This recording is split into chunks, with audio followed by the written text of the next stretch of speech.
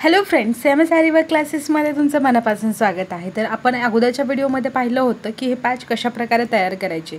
आता हे पॅच तयार केल्यानंतर आपण याच्या बॅक साइडने ग्लू देखील लावून ठेवला होता। ग्लू लावल्याच्या नंतर आता या पॅचचं कटिंग करायचं आहे। याला डबल चेन वगैरे करून घेतली आहे। तर कटिंग करताना एकदम पॅचला लागून कट नाही करायचं, तर थोडंसं बाजूने कट करायचं आहे कटरने। एक सोबत दोन्ही पॅच कट करून घ्यायचे आहे। एकदम सिक्वेन्समध्ये वगैरे कट करायची गरज नाही। तुम्ही असं डायरेक्टली जिथे पॅच दिसत आहे त्या पॅचच्या जागेवरती कटआउट करून घ्या। त्याचं कटआउट काढायचं आहे बाजूला कटआउट होत आहे इथं। आणि शक्यतो कटरनेच कट करायचं, कटर किंवा कात्रीने। काही अगरबत्तीने वगैरे पण काढतात, पण काय होतं त्यावेळेला तुमचा फॅब्रिक वगैरे थोडंफार जळण्याची वगैरे शक्यता असते। सो त्याच्यासाठी कटर किंवा कात्री बेस्ट राहील। सो इथे आता कट करून झालं आहे। कट करून घेतल्याच्या नंतर आता हातामध्ये आपण पकडून घेतला आहे।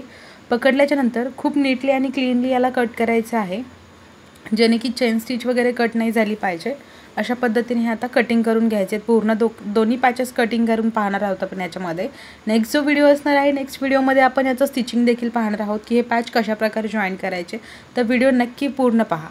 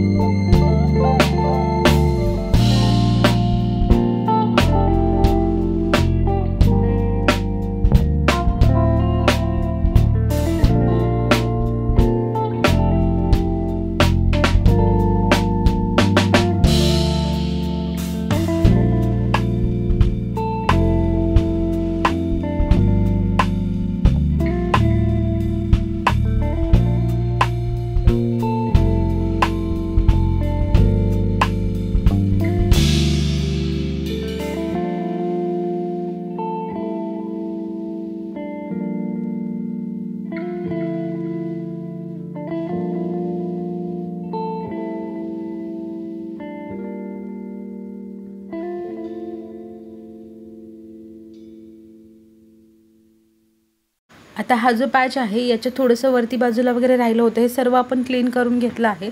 तर अशा पद्धतीने दोन्ही पॅचेस कट करायचे आहेत। तर तुम्ही पाहू शकता इथे किती व्यवस्थित आणि फिनिशिंगमध्ये कट झालेला आहे।